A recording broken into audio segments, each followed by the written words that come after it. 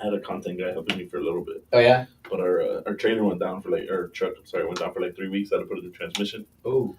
That was pretty pricey, so I had to put them on hold for a little bit. Takes a little while. Even though it's hardwired, it takes a little while. I don't know why it takes a little while. How many places? No, it's hardwired. It's not on Wi-Fi. It's been doing that. But you'll get a countdown. I know.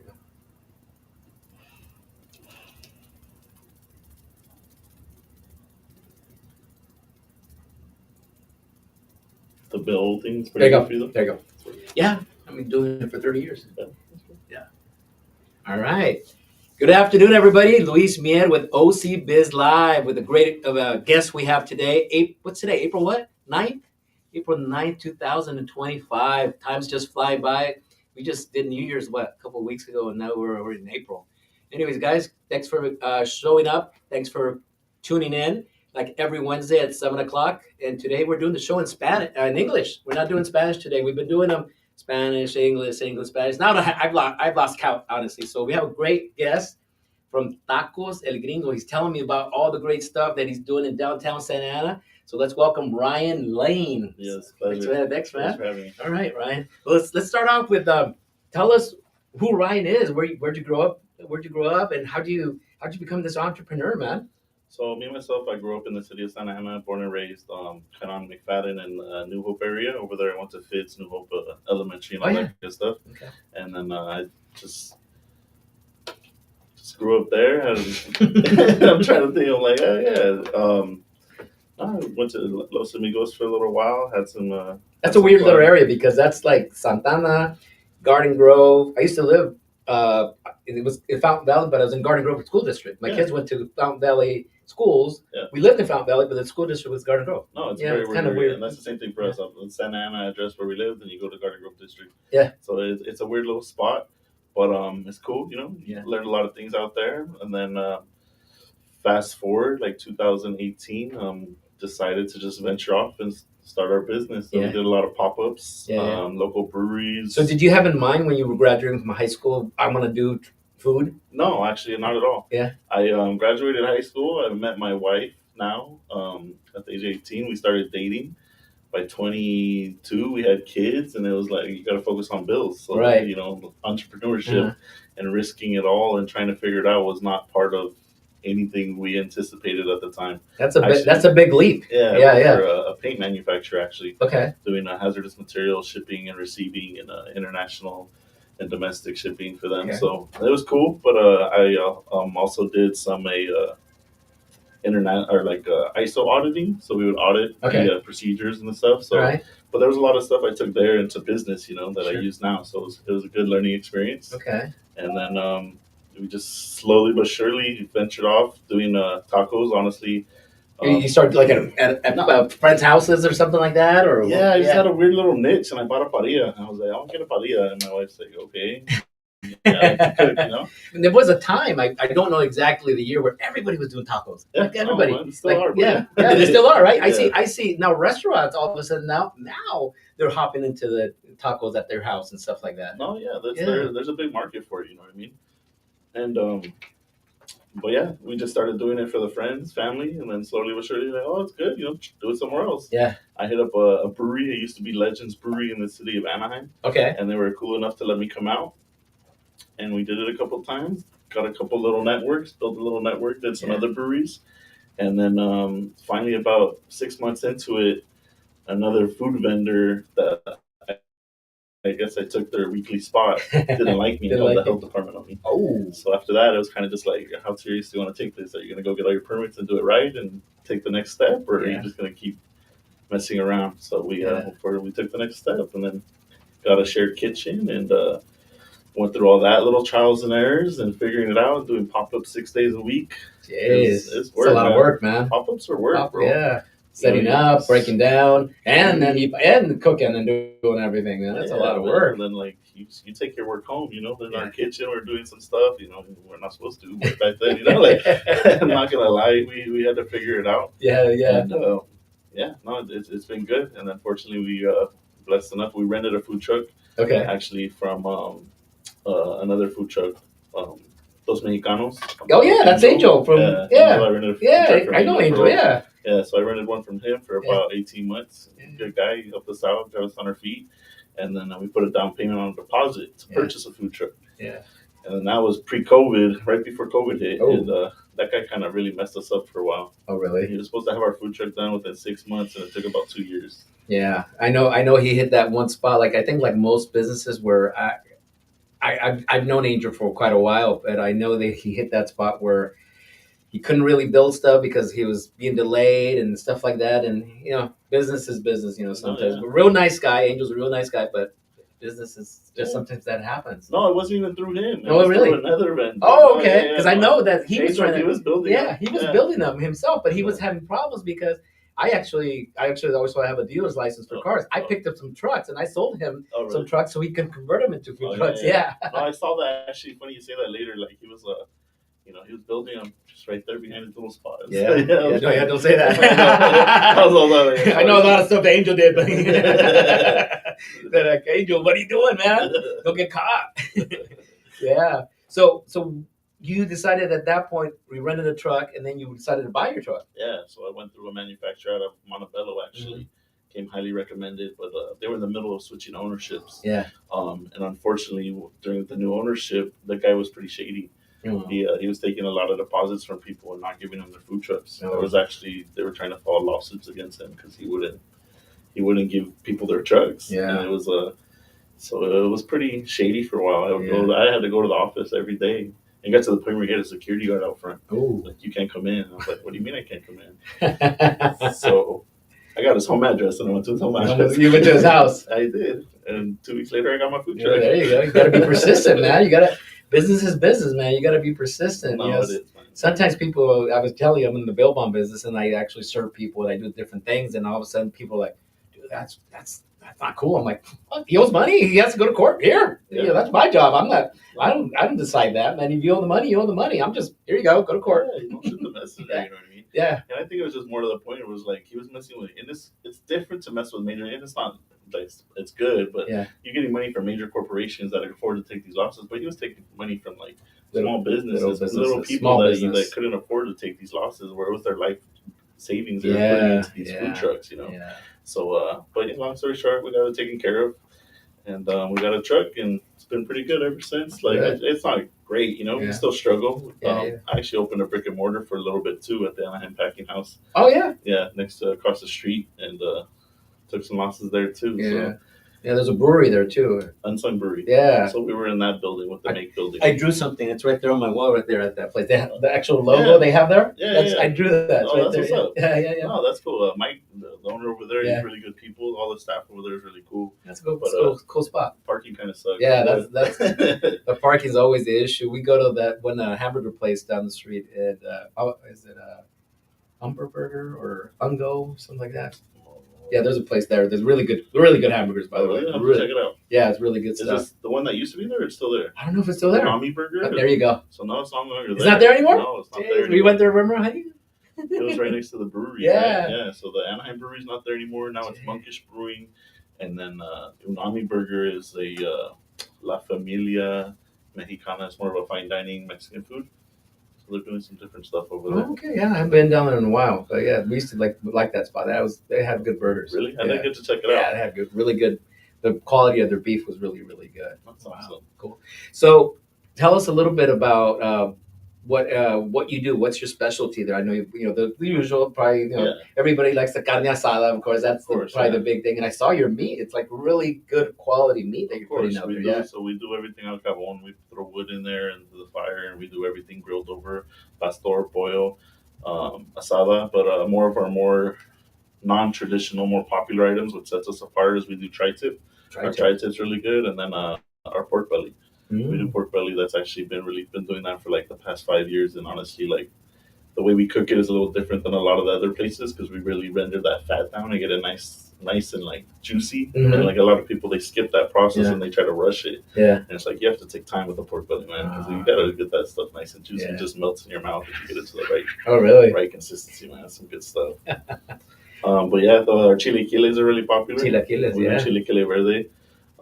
Salsa verde, and it's one of our more popular dishes. We sell probably about 50 to 60 chilaquile burritos a day.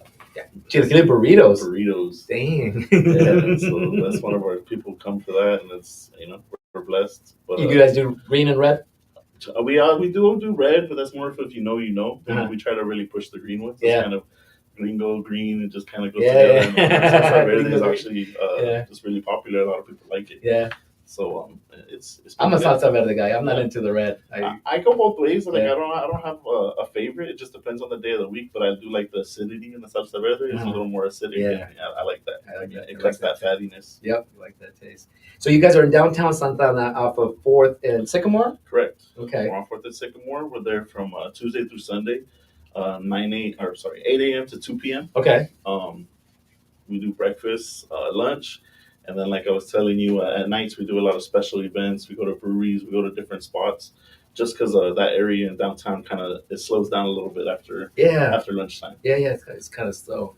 Well, you're not there on weekends at all, then, huh? Saturday and Sunday, yeah. We're still there Saturday and Sunday, yeah. But not in the evening. Not in the evening, super late. Just no. We do. I do a lot of festivals. So like next month, I'm actually going to San Diego. We're doing a festival. It's called Gator by the Bay. Okay. It's a 4-day festival. So we'll be down there, and then we do a bunch of other stuff, and then Actually, also on the weekends, on the night I run the food program for the Garden Amphitheater, which is a concert venue. Oh, I've been to that place. That place, she don't like it. I like it. It's a smaller venue. Yeah, but I like it because they have like all kinds of different people. Last weekend on Sunday, they had a Maná cover band and then L3, and it's packed, bro. Yeah. Like it's I know. Crazy. I know. I don't know if he's still there. Raleigh?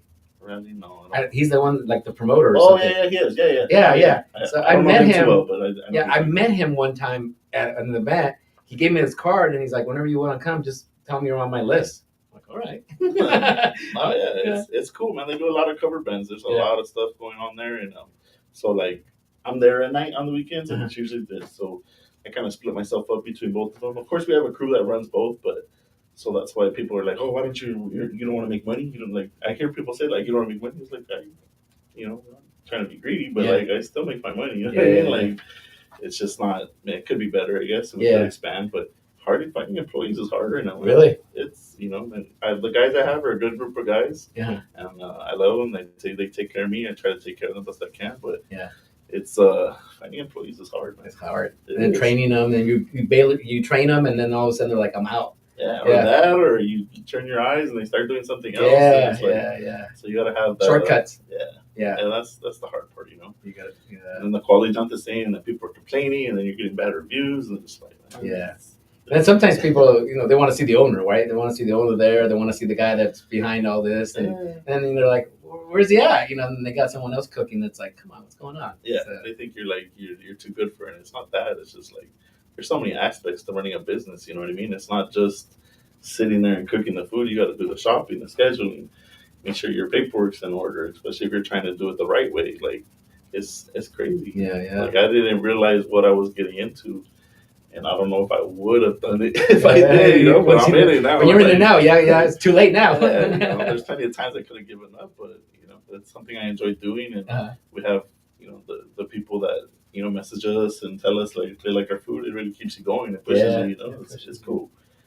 Now I heard you also do a little bit of fundraising, help people out, like do events and stuff like that. Yeah, we do some events. So I work like we were talking about, I do some stuff with the Delhi Center. So we do their backpack event for the back to school event every year. We just did the appreciation for some of the donators, like we were talking about the Socolo that you have. So we did a pre-Socolo event about 3 weeks ago where I went in and I helped provide them just some tapas, some appetizers and whatnot. Little appetizers, yeah. And they had like a little cocktail hour, and I provided the food for that, and just kind of because without those people helping to fund those nonprofits, people don't understand like it's not possible without the people donating to that. So it's cool, and then I worked with Swazi with Roman. Oh yeah, Roman Reina. Of course, we went to high school together. Okay, yeah, he's a really good guy as well.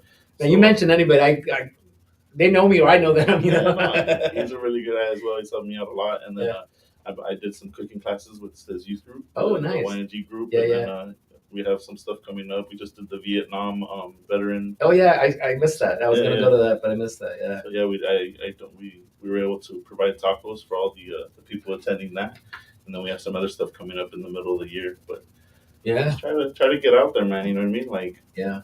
People, once they start knowing who you are and stuff like that, they'll patronize your business too. That's the one thing. Yeah. yeah, and it's like it's cool. It's nice to get out there too and just be able to like give a little back. You know what I mean? Of course. Everyone thinks you're in it. It's just all about money, money, money, money, and it's like, Yeah. I mean, yeah, you need money to make the world go round, but it's nice to be able to like, if you're not able to do something with what you've established, it doesn't always have to be money. You know what I mean? Right. Just simply going out and Yeah. showing Paying it face. forward, exactly, and bro. Like, and you might inspire somebody to say, "Hey, I want to do that too." At one point, if he did it, I could do it. Maybe exactly. take somebody under your wing or something like that. Yeah. Yeah, I don't know if I'm ready to take anyone under my wing. I'll still figure it out. Let me teach you how to don't do all the mistakes I did. Don't do those. I think that's the only benefit, bro. Like, I took a lot of losses, and it's an eye opener. Yeah, but it's cool. Hey, being in business is tough. So, is the only kind of food you cook would be just Mexican food, or is there other kind of food? Just kind of. So I'm working with the McFadden Market in downtown Santa Ana. Okay. I don't know if you're familiar with Yes. them, but we do a brunch with them, which is more brunch food. Okay. Your traditional, but more live firewood cooking as well. We stick to that. We'll do like chimichurri with New York steak. Nice. Just trying to play hollandaise, all that good typical French stuff. Yeah. And then I'm actually trying to start another concept pretty soon where it's just gonna be more burgers. But I'm trying to get away from the smash burgers. Yeah. And then get more into that old school charbroiled burgers. I'm not into the grill. I mean, I'm not into the flat stuff. The grills where I like those lines on my burger, man. Oh yeah, no, I get what you mean. But other than that, I really want to get into like. There's stuff I want to get into cooking, and I do it at home, but I wouldn't say I'm great at it. My wife says, she enjoys my cooking. Yeah. My daughter loves my spaghetti, and I don't even really eat spaghetti. So it's like, but just like I enjoy cooking. I learning new products, trying different things, messing around, exploring. Who'd you learn how to cook from? Did like your dad or your mom, or just all of a sudden you're like, I can grill? Was that it, or it's just like. My parents didn't really cook. No, no, they worked a lot. Uh-huh. My father, he has his own construction business, so he's been doing that my whole life. And my mother had a job most of my childhood, so a lot of times it was me and my younger brother at home, and you would cook. I would cook. It was my I think it was my outlet. You know what I mean? Like that was the one thing I enjoyed doing. It was my little niche, and I kind of always just rocked with it. That's cool. Because a lot of people sometimes, they're not. I know a couple of friends that are chefs and so forth, but they really didn't have a lot of schooling. After they started cooking in restaurants, and they went back and got certificates, schooling a little bit now, and now they're like totally awesome cooked stuff that you're like, damn, how'd you learn that? It's like, I didn't go to culinary school, but look at what I'm cooking. Or I have a buddy of mine that he works now at the Elks Lodge up in Santa Barbara, and when I met him, he had a taco thing. He'd bring out his taco thing, and now he's cooking at the Elks in Santa Barbara. He's like the main chef there. That's what's up. Yeah, so and it's cool. Like and it's funny though because people think like, oh, you like cooking. Like you could do this, you could do that. But it's different to cook at home, and then to cook at a fast pace for a large scale. Yeah. You know what I mean? Like anyone can cook at home. Everyone's like, oh, I'm a cook. I cook good food. Mm-hmm. So yeah, but can you make that, 100 times repetitively the same? And then keep it consistently at the temperature it needs to be, serving a hot plate at different times while in the middle of cooking other stuff. Like there's so many different aspects. So I think for me, being able to scale the business and learning how to cook foods, but also keep them at the proper temperature and like that's important. It's the learning curve, you know what I mean? And that's where it's like, I can cook a lot of different stuff, but it's like I don't really brag about it. It's like, oh, do this, and it's like I don't know if I can do it for 100 people. 100 people. That's tough. I mean, it's easy to cook for 3-4 people, right? The family. But once you start cooking like for a large amount of people, it's like, with the consistency, is it going to taste the same for 4 people or 100 people? You don't know. Or somebody orders at 6 p.m. and the next order's not till 8 p.m. Like, you got to start from scratch all over again. Yeah, that's a tough one, man. Wow. So, but it's cool. It's part of the learning experience. So one truck. Are you thinking of doing another truck or not? We have a truck, and then we also have a trailer. We don't really put the trailer out too much currently. So that's what I'm trying to utilize. So actually, this Monday was going to be our first day with the trailer out, trying the new concept that I haven't really told anyone about. So you're kind of breaking the news here, but we're doing that. Breaking news on OC Biz. Yeah, we're doing it at Cervecito. Oh, okay. The guys over there have been they're looking for a Monday night person. So I said, hey. I know they have a truck there. They do, but they're not there Mondays. So that's the only thing. So Monday's the one day they're like, hey, if you want to try something out, it's going to be my leg. And it's cool because Mondays are a little slower. Yeah, so yeah. Trial and error. You get to mess around with things, tweak things out a little bit. You can do tacos or no? It's gonna be more like there's a concept I actually found out of the UK, and it's something different because what I've learned in the food industry, the most thing is like what makes you different than the next person. Of course, You know what I mean? that was my next question to you. I go, like- what's the difference between tacos del Gringo and obviously someone else? You know, there's so many tacos out there too. Especially Taqueros. tacos, bro. Like tacos are the hardest one. I think for tacos del Gringo, the difference is the wood. Letting the wood speak for a lot of the cooking, getting those flavors, and then we chop all our meat to order. Mhm. So we're back there, you know, there's a taquero right there just chopping the meat. And then we do tortilla hecho mano on the tacos. Okay. So, but a lot of people are just getting picada, throwing it on a plancha, sitting it in a warmer. Yeah. It starts to get a little gray, no disrespect. Yeah, but you can tell it's been sitting there for a while. Chile And then- salsa. you know what I mean? And that's the thing too. is Cover that it up. Others people say like, "Oh, it's just about the salsa." You know, who cares about the meat? And Yeah. it's, like, well, it's kind of a balance, you know what I mean? Like, but yeah. So the new truck, we're gonna do more like poutine fries because we're gonna do a lot of bars. I want to hit more festivals. Okay. So I'm trying to think of a business that we could do at a large scale, at a fast pace, Okay. and do repetitively, like we just discussed. 'Cause Yeah. I want to do the festivals for me with the food trucks is just where the money's at. Yeah. You know, we'll go out there and we'll pump out, and you have a line of 30 people in line for That's 10 stressful. hours Is that straight. stressful? It is. The first time I was, don't get me wrong, bro, I was straight. You know, excuse my French shit face. I was just like, what did I sign up for? You know, Yeah. 'Cause like- I've been to festivals and there's lines, dude. It's like, oh man. but that's where you just have to like the experience comes Yeah. into play, and creating a menu that you could scale and you could do repetitively and you could pump it out. Because you know you see people, you go to these rancheras and you know disrespect, but you see them with 1,000, 100 things on the menu. Right. You go to Right. restaurants and you see 100 things. It's like, how do you execute all of these items efficiently with the quality that you want to put out? And like, you're cutting corners, and how are you? And then you got to watch your food. You know, it's all about food costs. Like, how are you not wasting stuff? Yeah. Are you just selling it just because you don't want to throw it away? Yeah. But it's still not that great. You know, That's possibly one of the things that when you first start as a taquero, you don't know how many people you're going to get. Yeah. And you don't know how much you're going to buy. So let's say, for example, you buy 100 pounds. I don't know. And you're thinking, I'm going to have all these people here. And then you end up with it. You're like, what am I going to do with this? What's am I saving it for tomorrow? And is it going to still taste the same? Is it fresh? It's stuff like that. If you're doing it on the wood, man, and the carbon tastes different, the plancha tastes different, and the grill tastes different. Everything tastes different. No, So exactly. yeah. That's why we try to grill to order. And I think sometimes people kind of get frustrated because they come to our truck and they expect their food like, nah. I go to the other truck and get it way faster. What's taking you so long? It's like, well, we just put it out on the grill. We're fitting like, I mean, if you're looking for the fastest, say we're not fast. We're pretty more fast paced. But like, if you're looking for Junior and McDonald's fast food, we're out like, we're not the spot for you. Yeah. And I think that's what we've had a lot of. And I think now where we're at in the world as a whole, people want to pay for quality. Yeah. You know what I mean? Like people are more health conscious, they're more quality conscious, what they're putting into their body. So there's more people that are understanding. But I get it. Don't get me wrong. I work all day on the truck, and we're get home and McDonald's is open, and I hit it. You're like, I gotta go McDonald's. You know what I mean? I'm guilty of it. But, but so. Hey, we were talking earlier, Matt. As Mexicanos, we like to eat, and we don't even think that. Oh, I wonder if this sopa is gonna be healthy for me. I wonder if it's gonna raise my sugar level. I wonder if it's not gonna mess me up with diabetes. We just eat. That's the one thing about it. And now I've been looking at stuff now with people that cook with lard, and then people that cook with aceite, oil, and what kind of oil they using. Oh yeah. So it's like everyone was seed oil for a while. Yeah. Oh, seed. And now it's like, don't use seed. If you use seed, like, don't go that place. And it's just like, and it's a different taste. Like you said, it's a totally different taste. And I went to that one restaurant I was telling you, and they cook with lard. Oh, really? And dude, it's good. Oh, it's good. It's good, but at night I was like, oh man, I shouldn't have had that. Well, for me, I have like gastritis, bro. So if I eat like salsa all late, or if I eat a bunch of carbs, I'll start breathing fire in the middle of the night, and it's not good. Wow.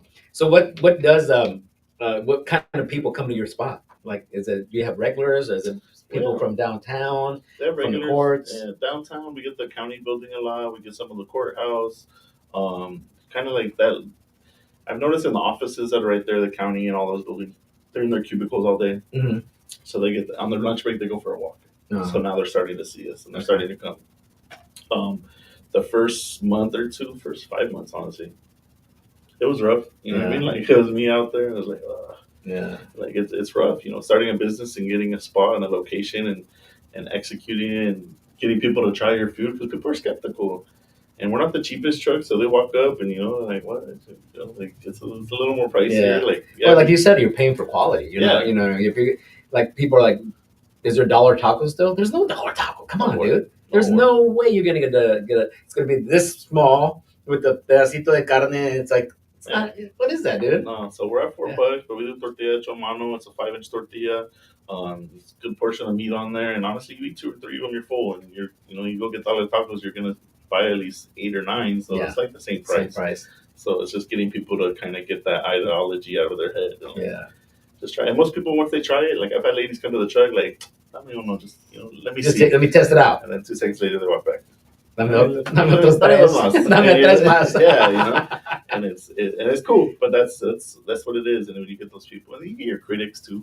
You get people, you're Gringo. Gringo. Okay, so, I was gonna say. So let's talk about Gringo. The Gringo tacos, el Gringo. Where did that concept come from? I mean, you mentioned, you were talking to me earlier that your mom is Chicana and your dad was a white guy. Yeah, my mom is she's like second generation American, so she's more Americanized as well. But my dad is, he's straight.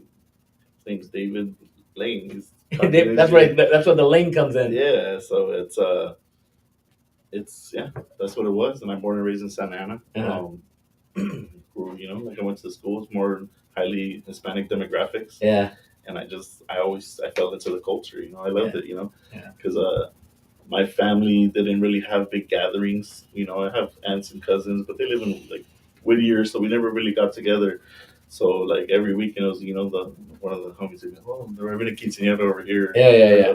Dude, and if you know Mexicanos, there's always a party. Yeah. It's a baptism, but there's bautismo, 24 packs everywhere. The best one is when they're having like a baptism, right? Like you said, and it's for the little kid that's 1 year old, but then they're rolling in with 24s. There's a bartender.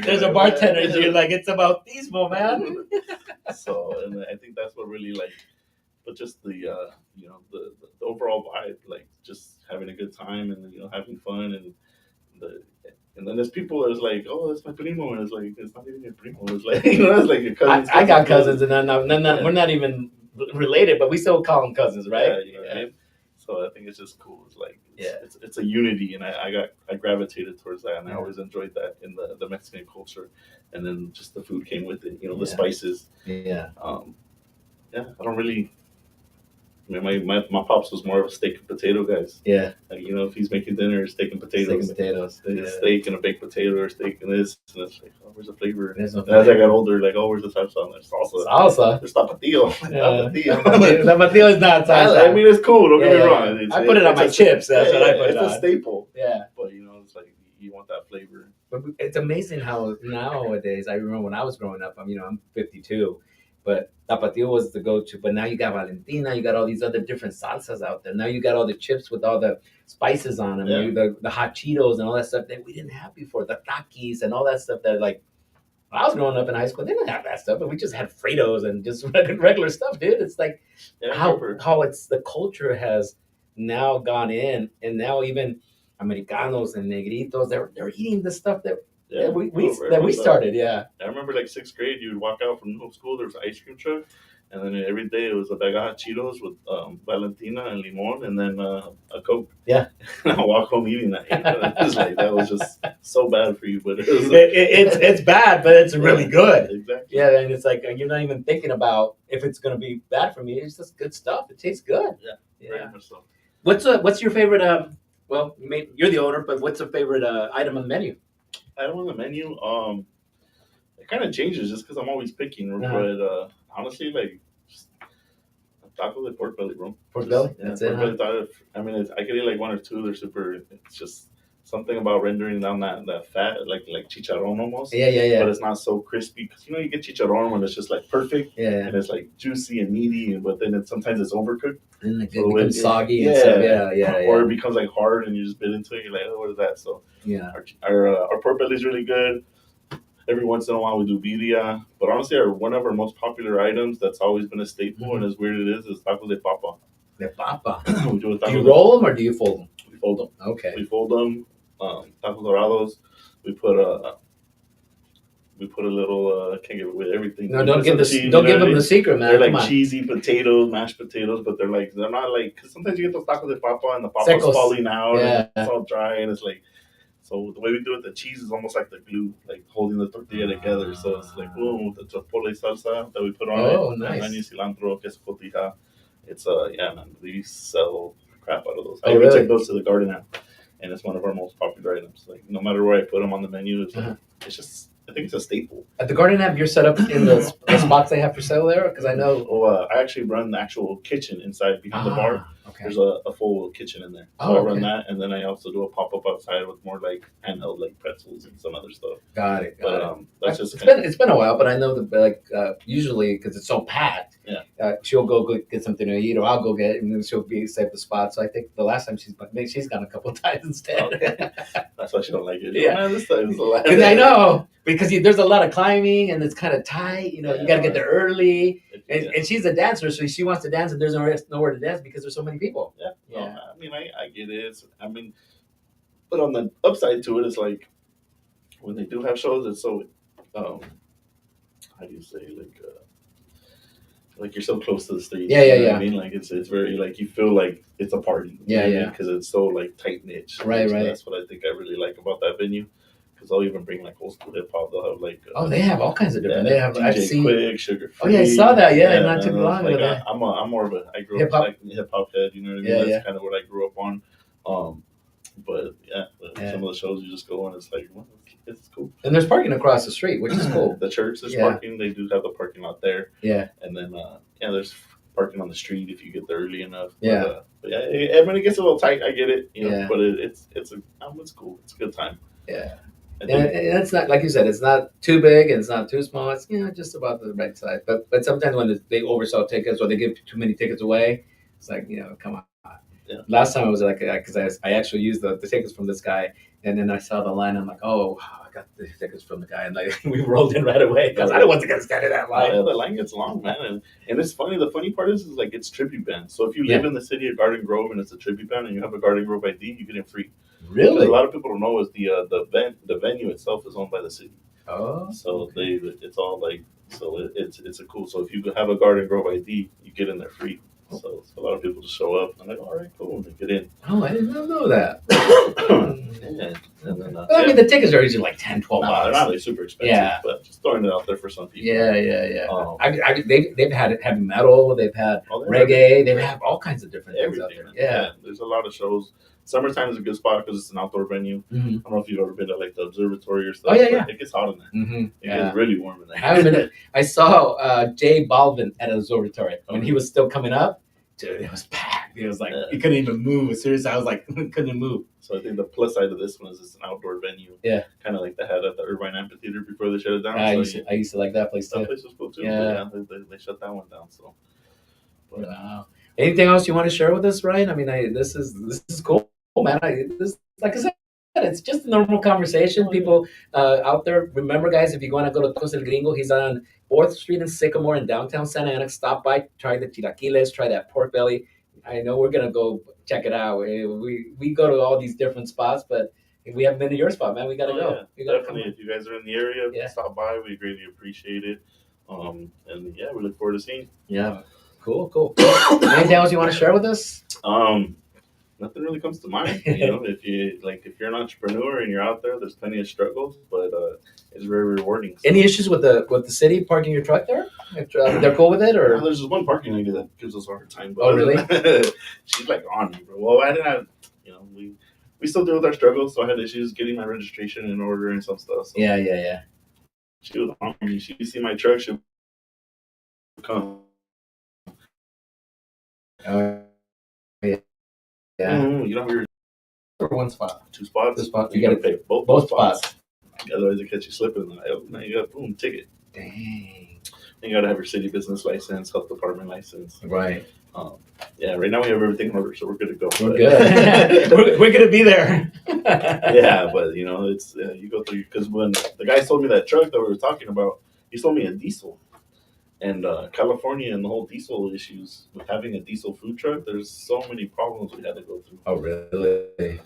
Because you're only out, it's an older vehicle. So he sold us this truck, and I was like, yeah, we got a truck. And then I went to register, and they're like, oh, it's a diesel. And I'm like, oh, so what does that mean? They're like, you have to go to the California Air Resource Board and then file something to get an exemption. So you're pretty much, if you're a small business and you understand, like this is your only one truck and this is your source of livelihood, they're a little more lenient with you. Okay. They'll give you some options. Okay. But if you're like FedEx and a big major corporation and you're still buying trucks that aren't street legal or able to be diesel and you're driving them, they're going to be like, no, get it out of here. So you got to kind of go plead your case. It's all about the emissions and stuff like that. It's all about the emissions. I know some of the older trucks out there, delivery trucks or concrete trucks, all of that. There's a special filter and stuff like that they had to put on there. Yeah, so well, even now they're getting on it about generators. Yeah, every food truck has a generator. Of course. And then we need to switch everything to electric. Ooh. And then then you have propane, and they don't like having propane tanks. So I love California; it's a beautiful place, but California, man, is rough. It's rough to have a business, yeah. And a lot of people have also actually, I haven't had encountered it myself, but sometimes they think when they go open license up in the city of Santa Ana and stuff, they have issues and stuff like that where they will have a lot of hoops to jump through and stuff like that. But I haven't had any issues myself. No, yeah, and I hear it. I hear it, especially like in downtown. There's a lot of issues because it's an historical area. Mm-hmm. So when you're doing your new builds and you're doing some of your stuff, trying to get through some of those walls because it is a historical building. Mm-hmm. I had a buddy, shout out to Santos Pizza. He finally opened his pizza shop. Yeah. I wanted to go by and they shut the street down and everything, and I saw too many cars. I'm like, I'm gonna keep going. Rudy and Mike are cool people. I've known Mike for a while.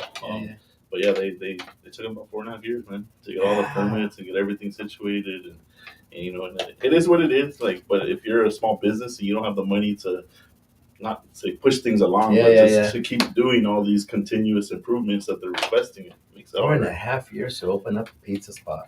Jeez, that's like it's not a big spot. I mean, they're pumping it out. Don't get me wrong, but that day I drove by. There was a line. There was a big line, and today yesterday, I drove by. There was nobody there. I thought about getting pizza, but I had just ate. I stopped by yesterday. It's good. It's good pie. Yeah. It's a good pie, man. They're doing some good stuff. But yeah, congratulations to them. But yeah, I hear that kind of story from a lot of people in the downtown area.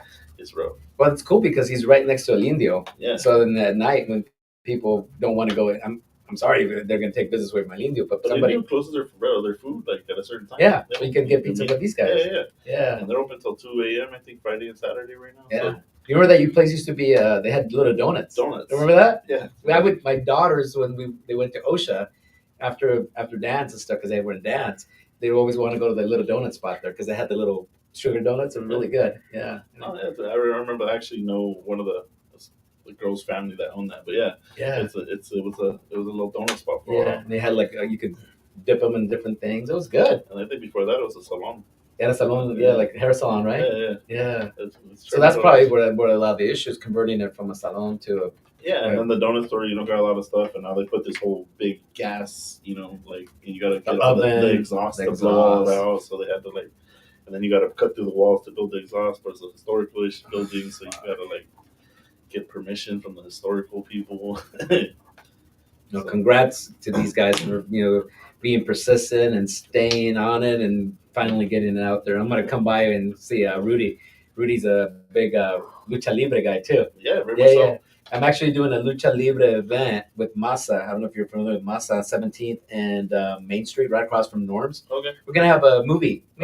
Maybe I'll ask if you guys can come out and put your truck out there or something. Let me know. Because the problem with Masa, it's a cool little spot, but the parking's always an issue because there's no parking there. So a lot of people, they'll say this, park at Norm's, and then they walk across the street. But we're having a movie, a Santo El Mascarado de Plata movie, and then I'm trying to get vendors to come out. And I actually reached out to a famous wrestler. We're crossing our fingers. Hopefully he'll come.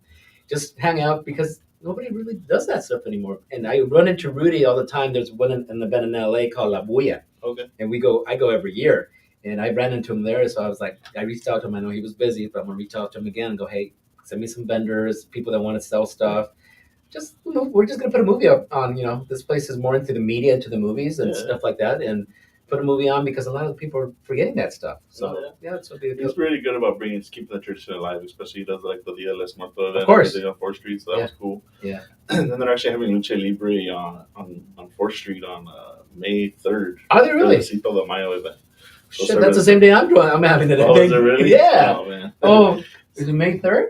Yeah, I think so. It's a Saturday, right? Yeah. I think it's the same day. Oh, so I gotta move it around then.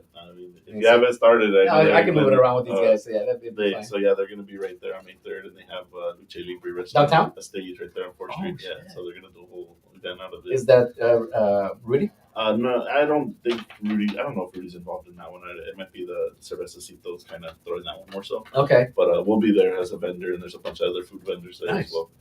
But it should be a good time. But if you like Lucha Libre, to me, I was born in Mexico, but for some reason, I still remember as they brought me when I was 2. So I still remember the Lucha Libre from Mexico. I don't know why, man. I mean, maybe I had a little action figure or something like that. There's actually one at the Garden App coming up too. Oh, is it really? Yeah. Right there at the Garden App? It's the Garden They're gonna do Lucha Libre. They put it right there in the bottom where the dancing is. Yeah. You sit in the seats, and they don't oversell it. It's fun, bro. Oh yeah. And then just hearing the commentary and all the stuff. Oh, dude. Especially the ladies. They start yelling. that's the fun part, man. I forgot what day that is. I'll get that information for you. But yeah, that's cool, man. I don't know. I like that stuff for some reason. I like it too. It's fun, you know what I mean? It's like I think it just makes you feel like a kid again. Like, we're all adults. And we know it's not real, but we just don't know. For me, it's just it's not real, but all the stuff they do, the flips, the jumps, dude. Come on, man. I can't do that. Those guys are athletes, man. I could not. Yeah, I'll wake up sore as hell. Oh yeah. That's if I even make it past the first 2 minutes. Yeah, that's crazy. These guys are in shape. Well, cool, Ryan. I appreciate you coming out. Remember, guys, Tacos El Gringo, 4th Street in Sycamore in downtown Santa Ana. We're gonna definitely be out there trying his food. Come out, try the chilaquiles, try everything's wood. Wood grill, yeah. So, different taste. Yeah, a little different. Yeah. Try something a little different. Yeah. It's not pork belly. Yeah. We have some different stuff, but yeah, tacos de papas too, man. Oh yeah, the tacos de papas. Yeah, that's a big thing. All right, cool. Right. Well, thanks for coming in. We're gonna talk about Lisa, if you can put up the flyer for tomorrow. Tomorrow, guys, at the Delhi Center. We're going to have a immigration forum. If anybody's interested in coming or sending somebody that we're going to have Jose Alfredo Hernandez, which is a top immigration attorney here in Orange County, buddy of mine. He's going to be answering questions and any doubts or anything you guys have. We're going to also have the office of Congressman Lou Correa will be there. We're going to have the Mexican consulate. We're going to have the Orange County recorder. We're going to have all kinds of different people there. And then we're also going to have tables with resources. So if anybody's looking for any resources, so far we got like a mortgage guy that's out there. We're going to have somebody who's going to have a funeral planning, just different resources. This thing is exactly tomorrow at 6 o'clock to 9 o'clock, 100% free. Free entrance. Come on in. Come check it out. We're putting this on with OC Biz Live Latino. Come on out, check it out. And, we hope to see you guys there and come out and, ask questions. If this immigration thing changes on a daily basis. I mean, they're sending people that are legally here to El Salvador that shouldn't be there. They're trying to get a guy back from El Salvador right now. So there's all kinds of things that are coming up right now with immigration. So it's important for us to be involved. It's important for us to be connected, like here at OC Biz. Connections, collaborations, and community. So we connect with people. We might collaborate on something with them, and then we're creating this community where now we have a community where you need this guy. You need a taco guy. Here's a taco guy that can come to your place. You need this guy. He can do this. You need this guy. Hey, we connect you guys. So that's what's important here at OC Biz. So thank you very much for watching us. We've been on for about 44 minutes. Today is April 9th, 2025, and we will see you guys next week. Next week, I have somebody from AISS, which is one of the places that I'm also an ambassador. And these are top kids that are being Santa Ana Unified kids that are going to top colleges. Biggest success is where there's a Hispanic kid that ended up at MIT that now currently works for NASA. These are the kind of kids that we have here in Santa Ana. 4.0 and above. They're the smartest kids in the room. When I'm there, I'm the dumbest guy in the room. So come out, come check it out next week. We'll be on at 7 o'clock with Carla. What's her last name? Rivera? No, Carla Ramirez. Carla Ramirez. She's going to come out and talk to us about AISS, They're also having their big gala in June at the Elks Lodge. So she'll come on and talk to us about what's going on with AISS, which is a great program, guys, that if you guys are also interested in supporting or coming out to the gala, I'll have information about that. So thanks very much. We will see you guys next week. OC Biz Live is checking out. I'll talk to you next week. Bye-bye. Thanks, Ryan. Thank you. All righty, man. Just gonna click us off there. And click us off right there.